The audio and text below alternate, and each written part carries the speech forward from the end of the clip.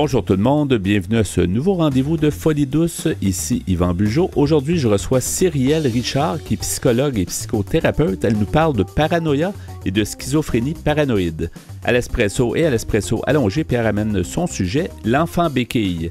Notre chroniqueuse Catherine Stassin est aussi des nôtres. Son sujet, ça m'énerve, les charmants petits irritants de la vie. Bienvenue à Folie douce. Vous écoutez Folie douce, première émission radio francophone sur la planète démystifiant la santé mentale depuis 1991. J'accueille maintenant mon invité, Cyrielle Richard. Bonjour Cyrielle, bienvenue à Folie douce. Bonjour, merci de m'avoir reçu. Ben, ça nous fait plaisir. Vous êtes psychologue et psychothérapeute formé en France. Vous êtes nouvellement arrivé au Québec et puis vous êtes en processus d'obtenir une équivalence pour pouvoir travailler dans ce domaine. Vous avez un domaine quand même intéressant où il y a beaucoup de travail, il y a beaucoup de défis aussi. J'aimerais qu'on vous présente d'abord comment vous pouvez vous présenter en fait aux auditeurs. Puis ensuite, on va évidemment parler de différents sujets, dont on va parler aussi de la paranoïa et de la schizophrénie paranoïde, là, qui est un sujet que vous connaissez bien parce que vous avez écrit là-dessus. Mais d'abord, peut-être vous présenter un peu plus amplement. D'accord. Alors, bonjour à tous déjà.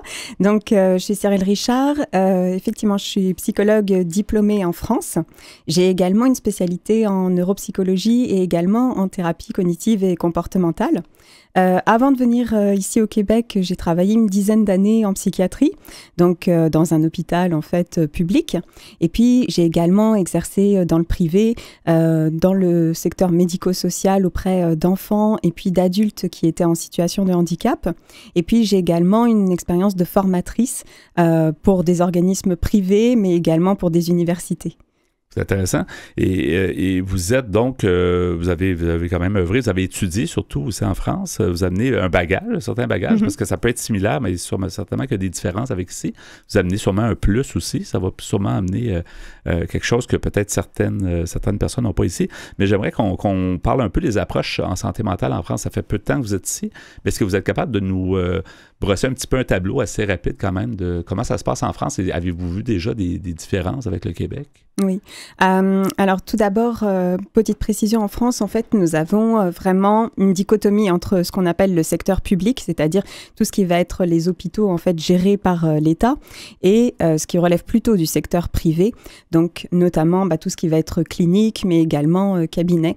Et donc voilà, c'est vraiment deux mondes différents. Donc la plupart des personnes que j'ai pu rencontrer étaient orientées vers un hôpital donc de psychiatrie, donc autrement dit un hôpital public. Et donc, à ce moment-là, on est dans un secteur en fait qui est tout venant, c'est-à-dire avec des services qui accueillent en fait des enfants, des services qui accueillent des adultes et avec des problématiques très diverses. Dans le privé, on peut avoir des cliniques qui vont être spécialisées et d'autres, au contraire, qui vont être également avec une approche tout venant. Après, pour ce qui est des approches en psychothérapie, on a vraiment deux écoles dominantes en France, donc celle de la psychodynamie et puis celle des thérapies cognitives et comportementales. Et donc à côté, on va avoir aussi d'autres courants, comme par exemple la systémie, mais également tout ce qui est thérapie humaniste.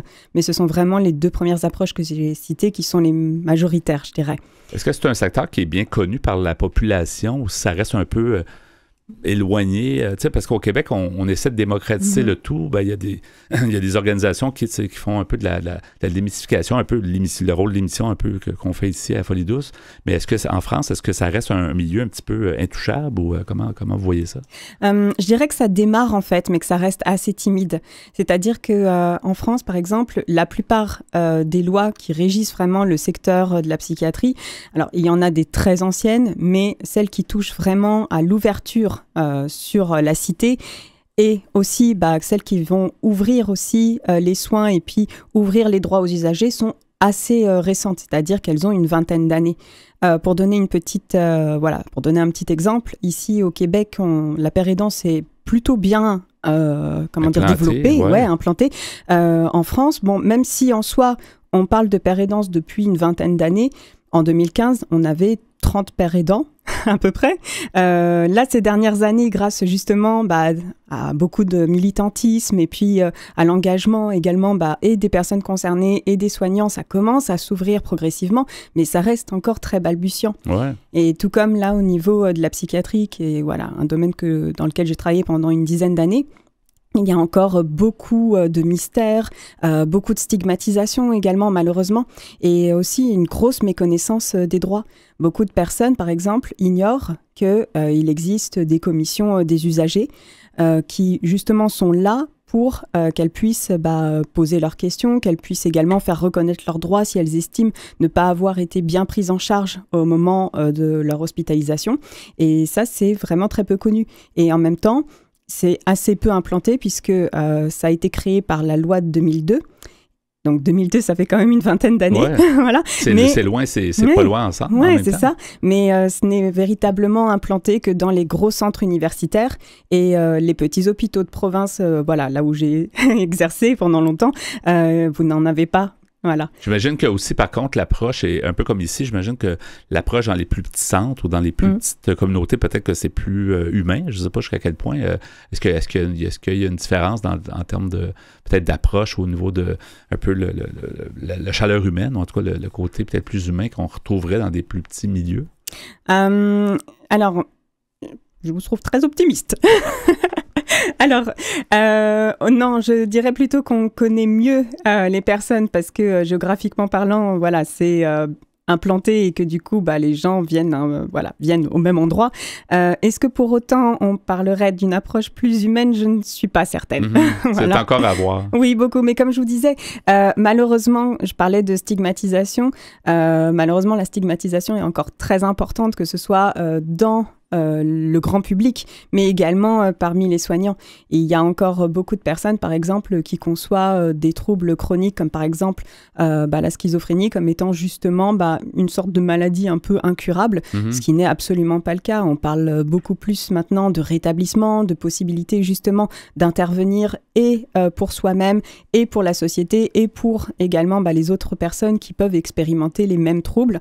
Ouais. Mais voilà, ça reste encore une fois, voilà, ça reste encore peu connu et il y a encore beaucoup de préjugés, mais dans tous les secteurs, quoi. Et vous avez écrit justement sur le sujet, vous parliez de schizophrénie, donc j'aimerais ça que vous nous expliquiez un petit peu ce que c'est la schizophrénie paranoïde et la paranoïa comme telle. Donc, ce serait intéressant d'approfondir un peu comment vous pouvez nous présenter ça finalement. Oui.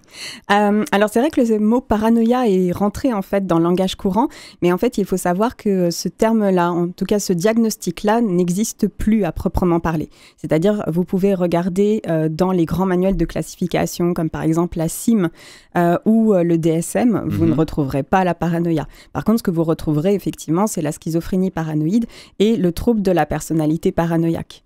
Donc, mais bon, le mot paranoïa est rentré dans le langage courant. Mais est-ce que ça fait partie du diagnostic de schizophrénie d'être paranoïaque ou d'avoir une certaine partie paranoïaque dans notre véhicule de schizophrène?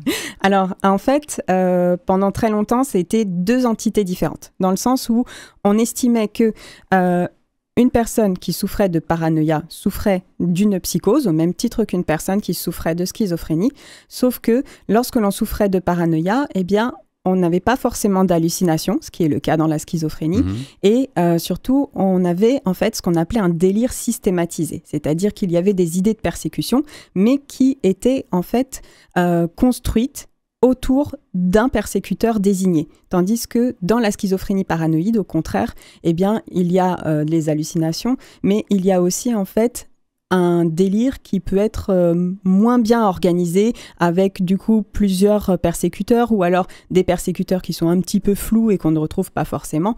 Et donc c'était à ce niveau-là essentiellement qu'on faisait la distinction entre les deux. Donc finalement, voilà, il ne reste plus que la schizophrénie paranoïde. Donc après, le délire de persécution avec, voilà, je pense que tout à chacun l'imagine, c'est-à-dire l'idée qu'on va avoir un ou plusieurs persécuteurs ou un groupe de personnes qui va nous en vouloir. On peut le retrouver dans la schizophrénie, mais également dans d'autres troubles. Exactement. Et qu'est-ce que fait que vous avez écrit sur ça? Vous avez écrit sur plusieurs sujets, mais qu'est-ce que c'est quand même c'est très la schizophrénie, ça fait peur à beaucoup de gens. C'est un sujet, je pense, une maladie qui est peut-être une des plus connues là, en termes de santé mentale. Est-ce que c'est ça qui a fait que vous avez eu le goût d'écrire sur ça? Oui. Alors, C'est à la fois alors connu et mal connu, en fait, je serais tentée de dire. Effectivement, moi, dans le cadre de mon travail de psychologue en psychiatrie, on rencontrait quand même beaucoup de personnes qui étaient avec alors un trouble de la schizophrénie, en fait, et donc avec des profils très, très variés. Et comme je vous disais, il y avait en fait il y avait le fait que c'était mal compris, en fait, mais que ce soit par les personnes elles-mêmes, que ce soit par les soignants, mais également par les familles. Et là, le livre que j'avais écrit, donc Paranoïa et schizophrénie paranoïde en 100 questions, c'était vraiment avec l'idée de reprendre en fait un peu l'historique, de reprendre également les principales caractéristiques des troubles, et puis également de pouvoir parler des thérapies, de pouvoir parler également des modes d'hospitalisation, également parler des traitements médicamenteux, mais aussi de pouvoir parler rétablissement, et puis aussi pouvoir un petit peu déstigmatiser, et puis sortir aussi de ce côté un peu effrayant que peut avoir la maladie aux yeux des proches, en disant qu'après tout, ça repose sur des mécanismes qui sont partagés par tout à chacun. Il y a beaucoup de préjugés sur la schizophrénie. C'est peut-être la maladie qui fait le plus... Il y a plus de préjugés dans la société. On a même le culot de dire un schizophrène a fait tel acte violent, ou je ne sais pas. On spécifie que c'est un schizophrène. Ça donne une mauvaise image. On ne veut pas dire que c'est drôle et c'est rose d'avoir la schizophrénie, mais c'est pas vrai que c'est loin d'être vrai que ce sont des gens violents là, en général. Là. Tout à fait. Et puis là, pour le coup, je dirais pas merci Hollywood. C'est vrai que les médias véhiculent effectivement des fausses images. On pense, mais ça c'est partout dans le monde, que schizophrénie va rimer avec violence. Il faut quand même savoir que les personnes qui souffrent de schizophrénie ont beaucoup plus de risques de se retrouver victimes de crimes ou de délits que d'en commettre elles-mêmes. Ouais. Et donc, il nous reste peut-être 2 minutes en tout, mais vous êtes venu au Québec. Oui. Je pense que vous suiviez votre conjoint quand vous êtes venu au Québec, mais qu'est-ce que fait que vous voulez vous établir et finalement œuvrer dans le même domaine? Est-ce qu'il y a un défi pour vous? Est-ce que vous sentez que le Québec, il y a quelque chose peut-être de différent qu'en France? Oui. En quelques secondes. Ouais. Alors, très rapidement, en fait, c'était un projet commun, effectivement. On était venus déjà il y a 3 ans, et là, c'était vraiment pour un projet personnel que j'avais, et puis qui a donné suite en fait à un livre, voilà. Ouais. Donc en tout cas plusieurs chapitres du livre en question dont je parlerai peut-être un petit peu après. C'est quoi le titre du livre? Oui, c'est Histoire insolite en psychiatrie. Donc voilà. Un de vos autres livres. Voilà, ouais. Tout à fait. Ouais. Et donc, du coup, voilà, suite à ce voyage qui, à la base, servait surtout à collecter des données et tout ça, eh bien, on est un peu tombés amoureux, en fait, de la région, tous les deux. Et puis, on a eu très envie de venir s'établir. C'était déjà un projet qu'on avait, alors qu'on aurait voulu concrétiser en 2020, mais bon, voilà, tout le monde connaît la suite. Tout le monde a mis sur pause voilà, tout leur projet, ça. à peu près. Là. Et finalement, on a décidé de passer à l'acte en 2022, quoi. C'est excellent. Bien, avant de terminer, j'aimerais beaucoup qu'on mentionne, en fait, comment... Vous avez un blog, entre autres, mais vous avez des livres. Est-ce qu'il y a une façon facile de chercher? Est-ce qu'on cherche votre nom, Cyrielle Richard, psychologue, ou si une autre façon de vous trouver? Alors, on peut effectivement taper ça sur Google. Après, effectivement, donc, je suis présente sur les réseaux sociaux. J'ai un Twitter qui est à Richard C. C-Y-E à la fin. Ouais. Et sinon, je suis... Sinon, vous avez un blog. Oui, et voilà. Et sinon, j'ai un blog, effectivement, qui s'appelle Les petites histoires de la psy.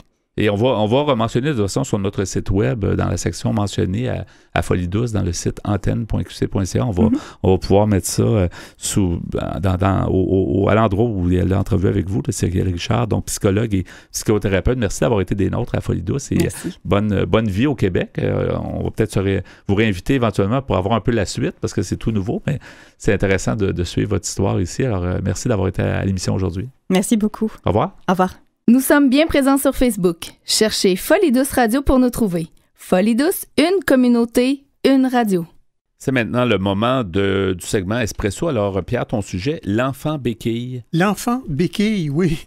Un titre qui m'a accroché. C'est un sujet qu'on n'avait pas abordé, je pense. On a souvent parlé de l'enfant, mais effectivement, ce sujet-là, non, ça ne me dit rien. Puis j'ai hâte de voir comment tu nous amènes ça. Oui, bien en fait, c'est un article que j'ai trouvé sur Internet. J'ai pris ça sur le site marieclaire.fr, un site français. Et le titre de l'article, c'est « L'enfant béquille, celui qui doit gérer le mal-être de ses parents. OK, il devient la béquille là, dans ce sens-là. Ouais. Exactement. Donc, puis on va voir que c'est une assez mauvaise chose. Ça avait sûrement beaucoup de pression sur ce jeune enfant qui n'a pas encore toutes les capacités nécessairement pour gérer exactement. ça. Non pas que ce soit mal de vouloir dérider ses parents. Il y a quelque chose de parfaitement naturel là-dedans. Mais trop, c'est trop, comme on dit. Exact. Alors, c'est un article écrit par Mme Juliette Hochberg, qui est journaliste, justement, pour le site Marie-Claire. Alors, elle nous dit, lorsqu'un enfant devient le thérapeute de son parent, on parle d'enfant béquille. Béquille pour béquille psychologique. Souvent, elle nous dit son parent esselé lui livre ses insécurités, comme s'il était son ami ou son psy. Des informations intimes, gênantes, qui l'obligent à s'extraire de son monde d'enfant pour faire face à des problèmes d'adulte. Une souffrance souvent en sourdine. Un de ses enfants devenu grand nous dit « Je suis devenu fort en psycho en rassurant ma mère dans la cuisine jusqu'à 4 heures. » Entendu 4 heures du matin. Elle me parle toujours des mêmes histoires de familles atroces. Je les connais toutes déjà par cœur. Dans la chanson « Plus de larmes », le rappeur-chanteur L'Homme Pâle confesse sa sensation d'être vidé de l'intérieur et d'avoir épuisé son stock de larmes. On l'écoutera à un moment donné, cette chanson-là. Au détour d'un couplet, il évoque sa mère mélancolique et ses confidences tardives. Elle se confie à son fils dans les 2 sens du verbe. Elle lui communique son secret et lui remet aussi comme un colis entre ses mains d'enfant. Et ça pèse lourd. Il a si souvent dû l'écouter et la conseiller qu'il pense être devenu fort en psycho, un vrai professionnel soit. Le parent a alors retiré le filtre de protection entre son enfant et lui, selon l'expression de Véronica Olivieri-Daniel, qui est psychanalyste spécialisée dans l'enfance et l'adolescence. L'écart et la distance qui fait autorité n'est pas maintenu par le parent qui s'ouvre à son enfant comme à un égal et un ami. Il n'adapte pas son discours ni les sujets évoqués en fonction de l'âge de sa progéniture, ni du lien parent-enfant qui les unit. Problèmes d'argent, d'emploi, de cœur, de sexe même. Fréquemment, il s'adonne à des confidences inappropriées. L'enfant devient son exutoire. La mère, plus souvent que le père, cherche consolation auprès de son enfant, observe la spécialiste. Ce qui s'explique notamment du fait de la charge maternelle, sans oublier que, au sein des familles monoparentales, les mères restent majoritairement en charge du foyer. Et je me dis, peut-être, on va dire plus tard, mais peut-être que c'est la seule personne proche qui est comme accessible. C'est pour ça que le parent comme se confie à l'enfant, ce qui n'est pas nécessairement une bonne chose. C'est possible, oui. C'est dommage. Hein, oui. Alors, la psychanalyste continue en nous disant « L'enfant vient remplacer le partenaire sans que le parent ne prenne en compte sa sensibilité, comme s'il avait oublié que c'était un enfant et qui plus est, son enfant. » Véronica Olivieri-Daniel nous dit « L'adulte qui livre fréquemment son mal-être à sa progéniture l'a probablement fait une première fois dans un moment de détresse, à la suite d'un événement vécu comme un drame. Le deuil de son propre parent, par exemple. Peu importe l'âge, on observe souvent régresser l'enfant du défunt.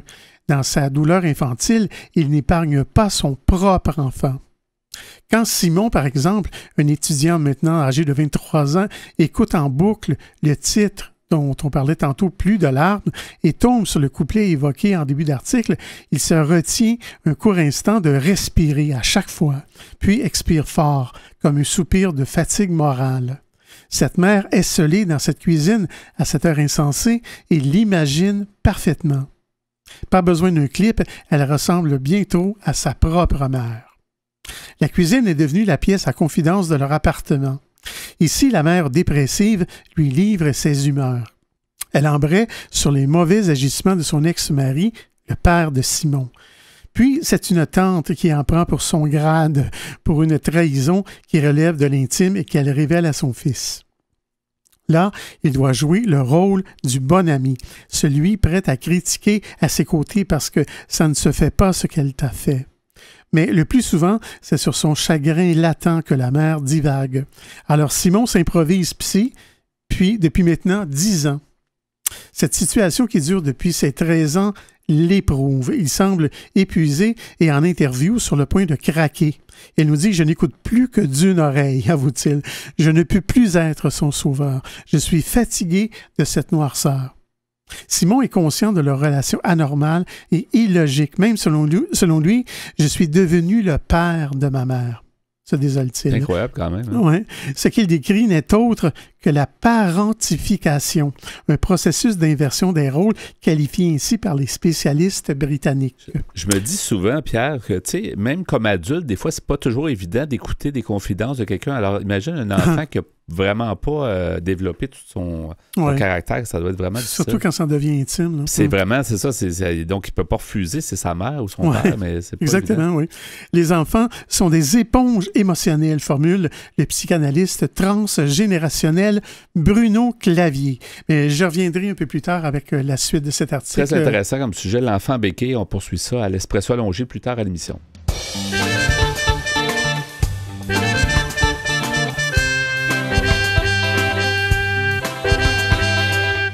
À venir dans l'émission, Catherine Stassin apporte sa chronique « Ça m'énerve, les charmants petits irritants de la vie ». À l'Espresso allongé, Pierre Laporte poursuit avec son sujet « L'enfant béquille ». Vous voulez échanger avec nous? Vous désirez participer à l'émission? Notre site web est antenne.qc.ca. Utilisateur de Facebook, YouTube, Instagram, Twitter et LinkedIn, cherchez Folie Douce Radio pour nous trouver. Vous écoutez actuellement Folie Douce, première émission radio francophone sur la planète, démystifiant la santé mentale depuis 1991. Folie Douce, une communauté, une radio.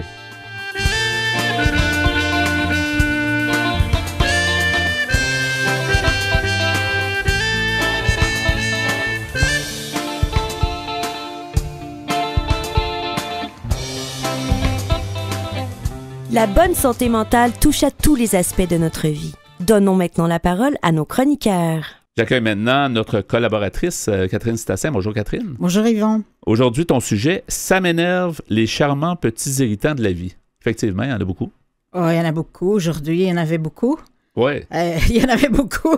Et ce que je vous propose, c'est de vous en parler un petit peu. On va passer à travers. Parce que c'est vrai que les irritants peuvent miner la santé mentale. Tu sais, on rigole voilà, un peu, mais c'est pour ça qu'on en parle. Effectivement, c'est ça qui fait que l'accumulation de tout ça, on en rit bien. Des fois, on peut en rire, mais des fois, c'est effectivement très irritant. Ça nous use. Alors là, je vais vous donner des exemples d'une journée typique. Oui, OK. Mais où tous mes souvenirs, je les ai mis dans une seule journée. Okay. Donc, ça va être gros comme journée. Mais c'est pas arrivé cette journée-là. Non, c'est pas tout arrivé en même temps. Tu te fais un ramassis, là. Ouais.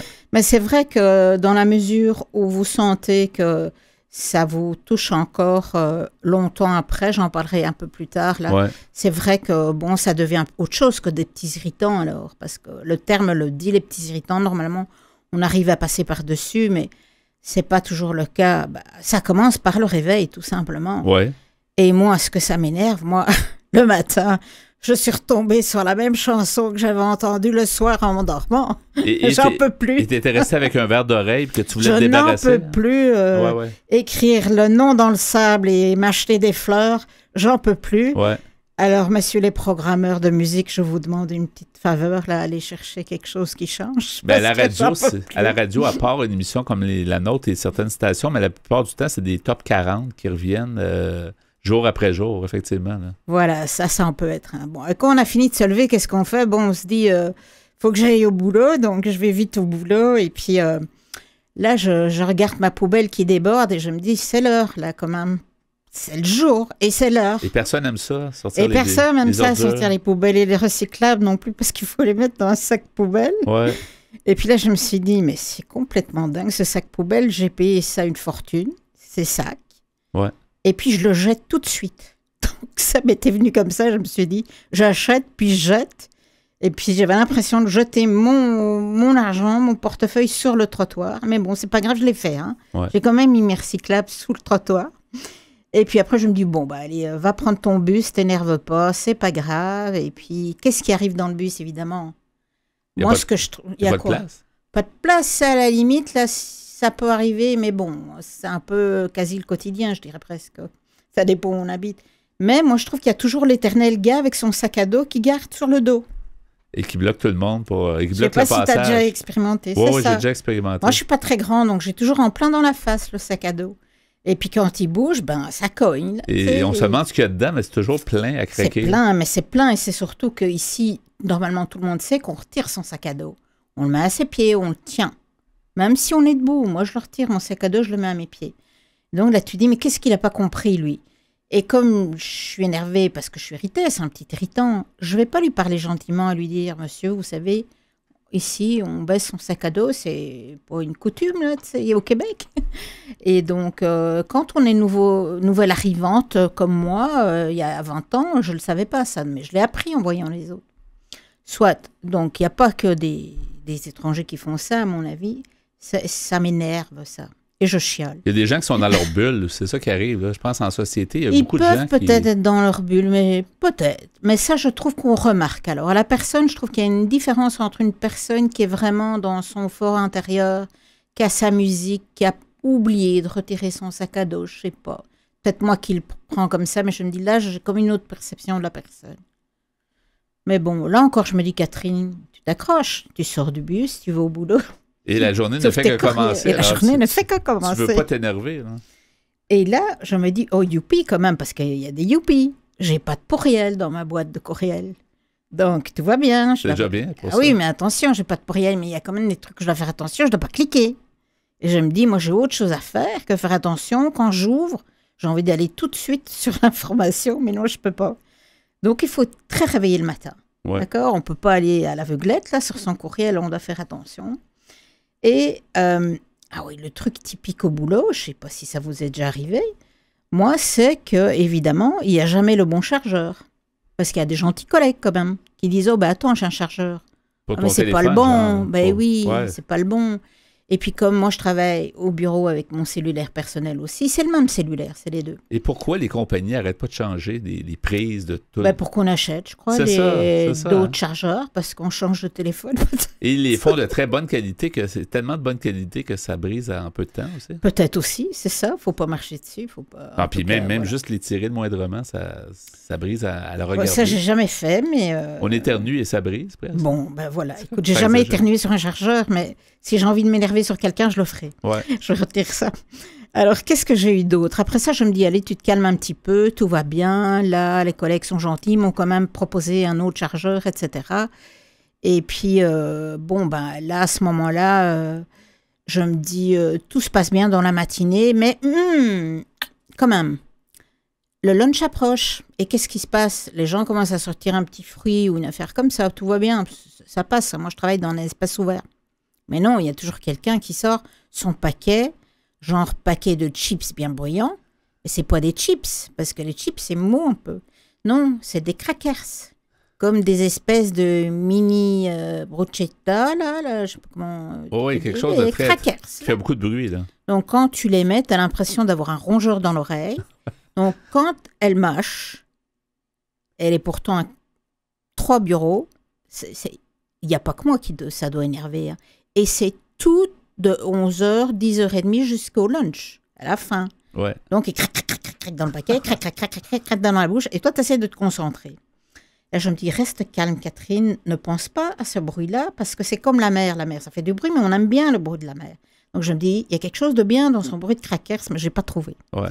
Alors, je n'ai pas trouvé. Pas encore habitué. Fait... Non, je ne crois pas que je m'habituerai. Alors, après ça... Je me suis dit, bon, c'est l'heure du lunch, on va y aller, mais je n'ai pas pris mon lunch pour une fois. Bon, les seuls lunchs qu'il y a, ils sont très bons, mais c'est une sorte de machine à sandwich et à soupe. Congelée, je préviens. Et donc là, je vais quand même chercher ma carte bancaire, il n'y a pas de monnaie. Évidemment. Et on doit payer avec la monnaie dans les machines, c'est ça? Ben non, il accepte ma carte. Maintenant? Okay. Mais je fais une fois, ça ne marche pas. Je fais une deuxième fois, ça ne marche pas. Mais donc, il prend 2 fois ma soupe, mais moi, j'ai pas de soupe. Alors, je me dis, c'est pas grave, Catherine, tu vas aller manger les galettes, tu vas demander les galettes de ta voisine, parce qu'il faut que tu manges quelque chose à midi. Ouais. Et comme à l'endroit où je travaille, il n'y a rien autour, je ne peux pas dire, je vais aller au petit snack du coin. Sinon, on prend une demi-heure pour faire un aller-retour. Donc, je me dis, tout va bien, Catherine, va travailler, tu ne vas pas penser à manger, tout va bien. Donc, je travaille et quand même, ça se passe bien l'après-midi, puis je me dis, OK, cool, je vais aller me calmer, je vais aller marcher pour prendre le bus, mais je marche un peu plus longtemps pour prendre le bus plus loin, histoire de me calmer des irritants que je viens de vivre dans cette journée. Et à ce moment-là, je prends mon bus quand même à un moment donné, parce que bon, hein, on peut dire qu'on ne peut pas remonter quelques kilomètres sans fin. Et là, évidemment, qui n'a pas expérimenté ça, quelqu'un dans le bus qui, au lieu de se parfumer, s'est baigné, je dirais, a fait tremper dans un pot de parfum. Là, je ne sais pas comment on lui a appris. Messieurs, dames, s'il vous plaît, ce ne sont pas des fleurs dans un vase. Son odeur le précède. Ce ne sont pas des fleurs. Voilà, c'est ça. Donc, vous essayez d'aller plus loin dans le bus, mais avec le courant d'air des arrêts qui s'arrêtent, ça ne marche pas, ça marche pas. Donc, vous prenez votre mal en patience, vous vous dites, ça va finir, j'arrive presque à la maison. On étouffe, mais voilà. ça va. J'arrive à la maison. Et là, je suis tellement heureuse, je dis, je vais me détendre dans ma petite cour arrière. Et évidemment, il y a du soleil, donc je vais en profiter. Et là, il y a mon cher et tendre voisin. Je te salue, mon cher voisin, par la même occasion, que j'appelle la scie à disque. Il va se reconnaître. Il va se reconnaître. Et c'est une histoire vraie. C'est une histoire vraie, évidemment. Et donc, ce cher monsieur, à mon avis, il n'a pas meublé que son appartement. Il a dû meubler l'entièreté de Montréal, ou en tout cas le pâté de maison, parce que chaque fois qu'il fait beau et que j'ai envie d'aller dans ma cour, il sort sa scie. Donc, voilà, ça, c'était pour un irritant quand même assez fort, hein, je dois dire. D'autant plus que c'est ton chez-toi. C'est mon chez-moi, j'ai envie de relaxer, j'ai payé ma cour, j'ai envie d'en profiter. Et puis, je mets ma haute au maximum pour, histoire de couper et préparer mon repas et oublier la scie et penser à autre chose. Et à ce moment-là, je me dis, je vais quand même aller voir mon petit ordinateur, si tout va bien, je vais aller m'amuser, jouer des petits jeux un peu idiots, hein, ça fait du bien. Ouais. Et puis là, évidemment, vous savez bien que sur les jeux idiots, qu'est-ce qui se passe? C'est que si on ne paye pas, c'est nous le produit. C'est nous, en tout cas, qu'on vise. Ouais. On essaye de vous vendre plutôt un produit. Il n'y a rien de gratuit, là. Donc, apparaissent tous ces magnifiques pop-up de publicité. Et là, quand vous essayez de cliquer sur la petite croix en haut à droite, vous avez déjà essayé ça? Eh bien, ça s'en ouvre d'autres. Des fois, vous arrivez à fermer, mais il y en a d'autres qui arrivent. Pour vous dire qu'on peut ne pas arriver au bout d'une journée d'irritant. Il peut se passer encore et encore des choses. Qu'est-ce qui est important ici? Moi, je trouve, c'est qu'en fait, on doit essayer de ne pas accorder trop d'importance à ça. On doit essayer d'en rigoler. Parce que moi, pour finir, quand je raconte ça à des amis ou chez moi, les gens se marrent. Ils disent « Ah, c'était drôle. » Non, mais c'est drôle à t'écouter, mais... c'était pas drôle. Mais c'est pas drôle à le vivre. Pas drôle à vivre. Effectivement, ça paraît drôle, mais... Parce que, moi, je trouve que c'est comme, en effet, on a l'impression des fois qu'on se sent pas toujours respecté, ou en tout cas, qu'en effet, certaines personnes ne sont pas altruistes spontanément. Et pas qu'on ait la vérité infuse, puis qu'on sache tout, mais effectivement, il y a des gens, on dirait qu'en société, ne réalisent pas qu'on est en société. On n'est pas à 10 km de tout le monde, là, puis on ne peut pas faire ce qu'on veut. Et même à 10 km de tout le monde, il y aurait des limites aussi. On ne pourrait pas faire ce qu'on veut. Là. Je pense que c'est ça. Il faut vraiment penser qu'on est en société, qu'on travaille en société, et que donc on a des loisirs en société, on a le droit d'être irrité. Il faut faire sortir la vapeur. Ouais. On doit aller taper dans un punching ball. Donne-moi le mot en français. Là, oui, non, c'est exactement ça. On doit aller faire sortir la vapeur, mais on ne peut pas s'empêcher, quand ça s'accumule une certaine journée, que ça nous touche, ces irritants. Et comme tu disais, c'est pas facile des fois de dire à quelqu'un calmement qu'est-ce qu'il fait, ça nous dérange. C'est pas facile parce qu'on est dérangé, voilà. Donc c'est des fois attendre le lendemain des fois. Puis des fois c'est pas mais comme la personne dans le bus, elle est là, mais des fois sur le coup tu fais comme t'absorbes et tu laisses faire. Oui, là. Parce que je crois que sauf si on sait le dire gentiment et calmement, mais alors c'est que ça ne nous a même pas touché. Mais oui, je crois que ce qui compte, si vraiment ça nous touche et que tous les jours on a des choses comme ça, par exemple, moi aller à l'épicerie à un moment où il y a beaucoup de monde, etc., je déteste ça. Ouais. Donc, pourquoi pas changer d'horaire et trouver un moment à l'épicerie où il n'y a pas de monde. Donc, ce qui est important, c'est de faire une petite liste de ce qui nous touche vraiment. Les irritants, nos irritants, qu'est-ce qui nous irrite? Et là, on trouve des solutions alternatives. On va faire autrement. Il y a une solution pour chaque petit irritant. Et d'en parler, comme tu dis, peut-être des gens vont pouvoir rire. Déjà, d'en parler, ça évacue la frustration, ça va évacuer la problématique parce que ça crée de la frustration, ça fait monter un peu justement l'anxiété des fois ou la colère jusqu'à un certain point, ou en tout cas Et ça dédramatise, en fait. Quand on en parle, ça dédramatise.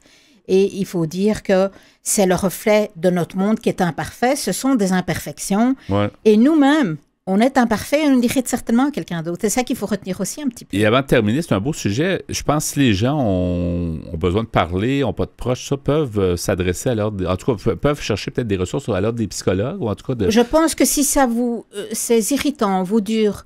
Et vous l'avez en tête encore une semaine, 2 semaines après, mais de manière que ça vous énerve, je crois qu'il y a peut-être autre chose. Il faut peut-être aller consulter quelqu'un, au moins en parler à un professionnel et on a donné les coordonnées. Oui, ordrepsy.qc.ca. Merci beaucoup, Catherine Stassin. C'était différent et intéressant. Merci pour cette chronique, donc, sur les irritants au quotidien. Merci beaucoup. Merci, Yvon. Au revoir. Au revoir. Que vous soyez malin, peu enclin, radin ou épicurien, vous êtes à Folie douce. Nous poursuivons maintenant avec le sujet entamé plus tôt, Pierre, l'enfant béquille. Un sujet très important, je pense, très intéressant aussi à écouter. Oui, c'est d'après un article que j'ai trouvé sur Internet qui s'appelle « L'enfant béquille, celui qui doit gérer le mal-être de ses parents ». C'est sur le site marieclaire.fr, un article écrit par Mme Juliette Hochberg, qui est journaliste pour le site Marie-Claire. Alors, je disais tantôt que Bruno Clavier, qui est psychanalyste transgénérationnel, nous dit que les enfants ne peuvent recevoir les problèmes de leurs parents sans en souffrir. Véronica Olivieri-Daniel confirme en disant que l'enfant souffre de sa propre impuissance. Que peut-il faire, au fond, pour aider son parent? Ouais. En plus d'une confusion et d'une perte de repères, l'enfant peut aussi éprouver une gêne. Contrairement à son parent, lui a conscience qu'il n'a pas à recevoir ce genre d'informations intimes qui ont parfois à faire avec la pudeur. Une mère, par exemple, peut dire à son enfant « Ton frère m'épuise. Maintenant, tu es grand et tu peux comprendre. » Ces remarques sont autant de signes que le parent compte sur son enfant comme s'il n'en était pas un. Elles peuvent être signes d'une relation dysfonctionnelle, mais dans la plupart des cas d'enfants béquilles, ces petites phrases ne sont pas prononcées puisque justement, il n'y a pas de cadre posé. Le mal-être est déversé comme il vient, dans un instant de détresse, sans prévenir et sans encadrement bienveillant pour l'enfant. Madame Olivieri-Daniel nous dit « C'est sain de se rendre compte que ses parents ne sont pas infaillibles ou parfaits et l'on peut tout dire à un enfant, les problèmes d'argent, la perte d'un travail, dire que l'on divorce, que l'on est malade, mais une fois seulement que les choses ont mûri, parce qu'il faut être en mesure de le sécuriser. » Tous les sujets peuvent être abordés dans un discours particulier et dédié. Et surtout si l'intérêt de la conversation est le bien-être de l'enfant et non le mal-être du parent. Retenez la phrase « Parlez si cela le libère, lui ». Mm-hmm. Alors, dans un autre article maintenant que j'ai trouvé sur le site, c'est un autre site français, un site qui porte le nom de Femina.fr. Le titre de l'article est « Enfants soigneurs, ces enfants qui soignent leurs parents », écrit par Mme Sophie Carquin, qui est journaliste et écrivaine française. Elle nous dit « Aujourd'hui adulte, Caroline raconte son histoire, celle d'une petite fille qui sentait la tristesse de sa mère au point de devenir une enfant parfaite, entièrement au service de cette maman fragile qu'elle cherchait à sauver. Jusqu'au jour où elle a dû se sauver elle-même. Née 1 an après la perte d'un bébé, ma mère a été toute son enfance imprégnée de la souffrance de sa propre mère. Elle en est devenue elle-même profondément mélancolique. Et moi, je lui massais les pieds pour la soulager. Je lui servais du champagne et j'étais heureuse quand je lui arrachais un sourire. Et puis, à 13 ans, brutalement, je suis devenue anorexique. La souffrance d'un enfant ou de l'adulte qu'il deviendra peut parfois s'expliquer par cette inversion des rôles lorsqu'il devient soigneur et se donne pour mission de sauver ce parent fragile. Revenir sur ces mécanismes peut aussi être l'occasion de se poser les bonnes questions à la lumière d'un processus complexe. Je me dis, les parents qui font ça, dans le fond, le font un peu par ignorance, parce que s'ils savaient ce que ça peut causer comme problème, je pense pas qu'ils... Tu disais un peu plus tôt aussi que peut-être que ces gens-là n'ont pas personne d'autre à parler. Aussi, c'est mais ça. Mais c'est peut-être pas une très, très bonne excuse, non, au fond. Non. Alors... on nous dit d'abord, cette mission de sauveur, comme je disais tantôt, c'est très inconscient. La psychanalyste Nicole Prieur nous explique « Ne pensez pas que ces enfants soient si altruistes. Ils agissent pour eux-mêmes. Profondément vulnérable dès la naissance, un tout petit a besoin qu'un adulte fort le prenne en charge. Alors, ce n'est pas le cas. Il cherche à le détourner de sa souffrance pour que par ricochet, le parent le regarde enfin. Mm-hmm. C'est intéressant. C'est une façon, oui. Oui. Le psychanalyste Bruno Clavier nous dit « Tous les bébés sont des éponges émotionnelles. Ils vivent dans une telle osmose avec leurs parents qu'ils sont nourris de leur joie et de leur tristesse. Comme ils ne maîtrisent pas encore le langage, ils n'ont aucune distance avec les mots. Ils absorbent tout. » C'est ce que l'on appelle la transmission épigénétique par le comportement et les états d'âme. Lorsqu'un traumatisme, maladie, mort d'un enfant, inceste, fausse couche a eu lieu, que ce soit du côté du père ou de la mère et qu'il est resté tabou ou mal expliqué, l'enfant peut le vivre dans sa chair jusqu'à tomber malade. Pour la psychanalyste Virginie Maiglé, tout le monde a l'impression que ses enfants vont mal. Or, ils ne font que révéler un dysfonctionnement au sein de la famille. Des insomnies, des colères à répétition, de l'énurésie, le symptôme devient ainsi une clé et la souffrance une énigme à explorer. Cela peut aussi devenir pour l'enfant un moyen inconscient de pousser son père ou sa mère vers le psy.